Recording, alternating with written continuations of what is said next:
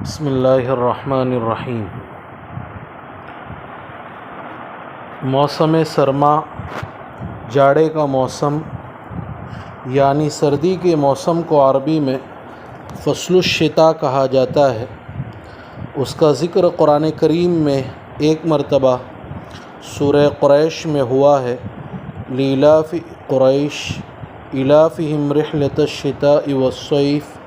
فَلْيَعْبُدُوا رَبَّ هَذَا الْبَيْتِ الَّذِي أَطْعَمَهُم مِّن جُوعٍ وَآمَنَهُم مِّن خَوْفٍ۔ ترجمہ: چونکہ قریش کے لوگ عادی ہیں، یعنی وہ سردی اور گرمی کے موسموں میں سفر کرنے کے عادی ہیں، اس لیے انہیں چاہیے کہ وہ اس گھر کے مالک کی عبادت کریں جس نے بھوک کی حالت میں انہیں کھانے کو دیا اور بدامنی سے انہیں محفوظ رکھا۔ موسم سرما میں سردی کا سبب۔ دنیا میں سردی یا گرمی کی شدت اور سختی جو پیش آتی ہے، اس کا سبب جناب نبی کریم صلی اللہ علیہ وسلم نے جہنم کے سانس لینے اور اس کے جوش کو قرار دیا ہے۔ چنانچہ بخاری مسلم میں حضرت ابو ہریرہ رضی اللہ تعالیٰ عنہ سے روایت مروی ہے، رسول اللہ صلی اللہ علیہ وسلم نے ارشاد فرمایا کہ جب سخت گرمی ہو تو ظہر کی نماز ٹھنڈے وقت میں پڑھا کرو، کیونکہ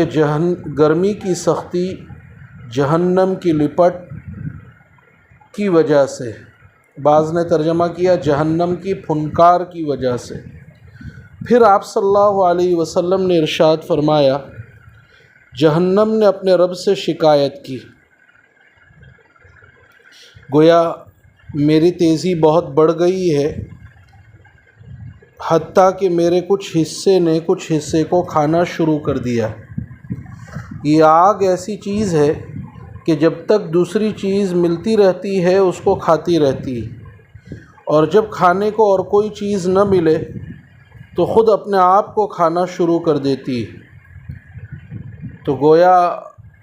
جہنم نے شکایت کی کہ مجھے اجازت دی جائے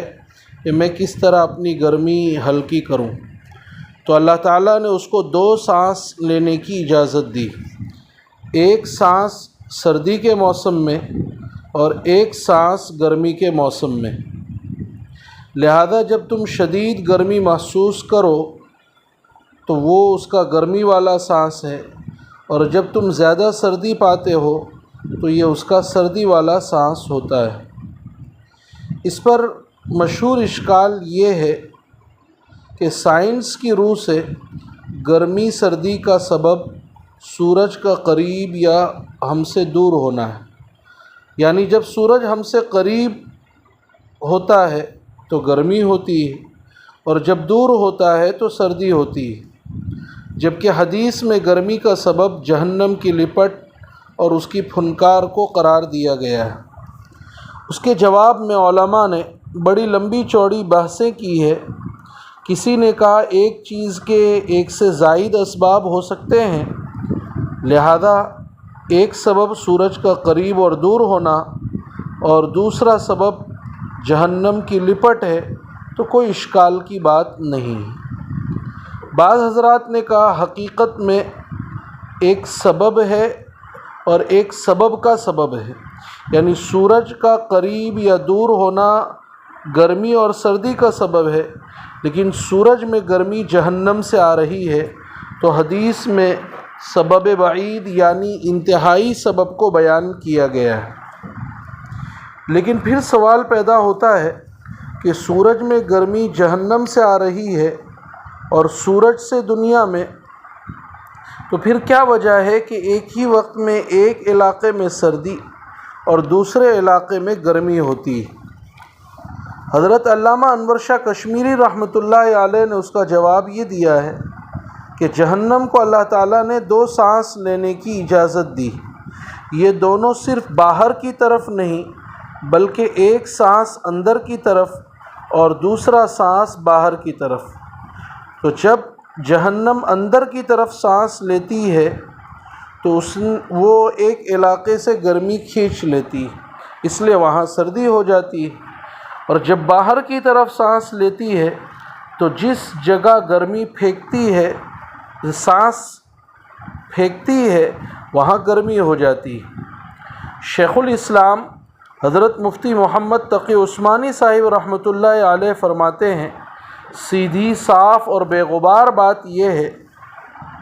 کہ حضور صلی اللہ علیہ وسلم نے جو بات بیان فرمائی ہے وہ عالم غیب سے متعلق، اور عالم غیب کی حقیقت ہماری سمجھ سے باہر ہے۔ قرآن و حدیث میں جتنی عالم غیب کی باتیں آئی ہے، عالم غیب کی ان باتوں کو اگر ہم سائنسی تجربات پر فٹ کرنا چاہیں گے تو اسی طرح کے اشکالات پیدا ہوں گے۔ اس لیے میں اس پر ایمان رکھتا ہوں کہ جو بات قرآن کریم میں یا جناب نبی کریم صلی اللہ علیہ وسلم نے ارشاد فرمائی ہے وہ بالکل برحق ہے۔ البتہ اس کی حقیقت کا ہماری سمجھ میں آنا ضروری نہیں، اور نہ ہم اس کے مکلف ہیں، نہ قبر میں ہم سے اس کے متعلق سوال ہوگا اور نہ حشر میں، اور اس پر ایمان یا عمل کا کوئی مسئلہ بھی موقوف نہیں ہے، لہذا اس کی تحقیق میں پڑھنے کی کوئی ضرورت نہیں ہے۔ قرآن کریم میں اللہ تعالیٰ فرماتے ہیں وَلَا تَقْفُ مَا لَيْسَ لَكَ بِهِ عِلْمٌ، جس چیز کا تمہیں علم نہیں ہے اس کے پیچھے مت پڑو۔ اسی بات کو ذرا مختلف انداز میں حضرت مولانا منظور صاحب نعمانی دامت نور اللہ مرقدہ نے معارف الحدیث میں ذکر کیا ہے۔ فرماتے ہیں دنیا میں ہم جو کچھ دیکھتے اور محسوس کرتے ہیں اس کے کچھ ظاہری اسباب ہوتے ہیں جنہیں ہم خود بھی جانتے ہیں اور سمجھتے ہیں، اور کچھ باطنی اسباب ہوتے ہیں جو ہمارے احساس ادراک کی دسترس سے باہر ہوتے ہیں، یعنی ہم ان کو نہیں جان سکتے۔ انبیاء کرام علیہم الصلاۃ والسلام کبھی کبھی ان کی طرف اشارے فرما دیتے ہیں۔ اس حدیث میں جو کہا گیا کہ گرمی کی شدت جہنم کی لپٹ کا اثر ہے، یہ اسی قبیل کی چیز ہے۔ گرمی کی شدت کا ظاہری سبب تو سورج ہے اور اس کو ہر شخص جانتا ہے اور کوئی بھی اس کا انکار نہیں کر سکتا، لیکن عالم باطن اور عالم غیب میں اس کا تعلق جہنم کی آگ سے بھی ہے، اور یہ ان حقائق میں سے ہے جو انبیاء کرام علیہم الصلاۃ والسلام ہی کے ذریعے معلوم ہو سکتے ہیں۔ پیغام: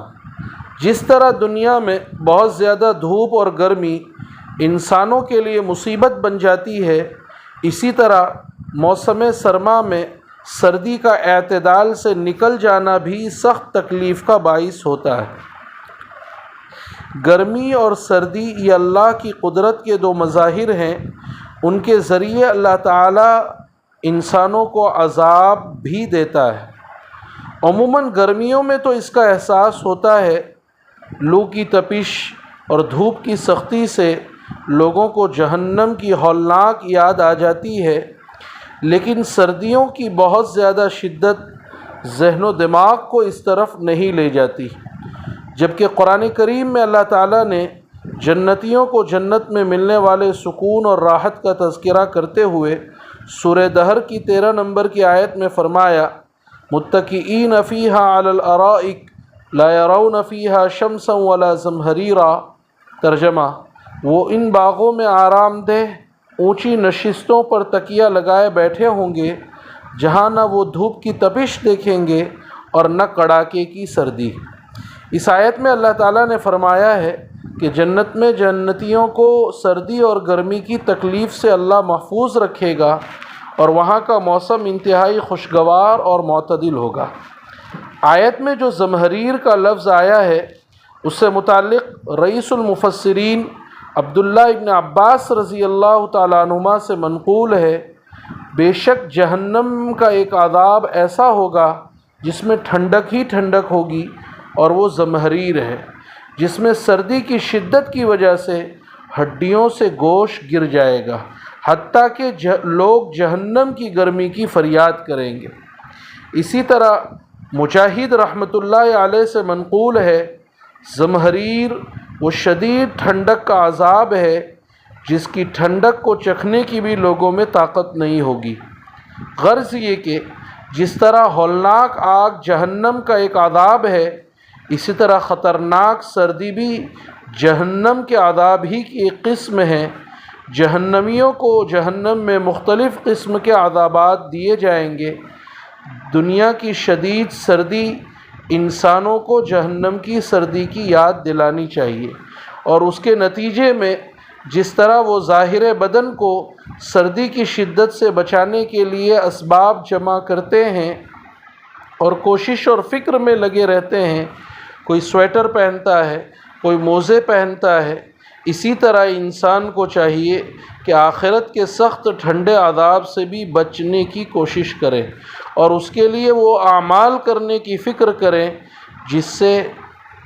اس عذاب سے بچایا جا سکتا ہے۔ اللہ تعالی ہمیں سخت سردی کے عذاب سے محفوظ رکھے، اور اللہ تعالی اس آنے والے موسم سرما کو ہمارے لیے انتہائی خوشگوار اور معتدل بنائے۔ سبحان اللہ بحمدہ، سبحانک اللہم و بحمدک۔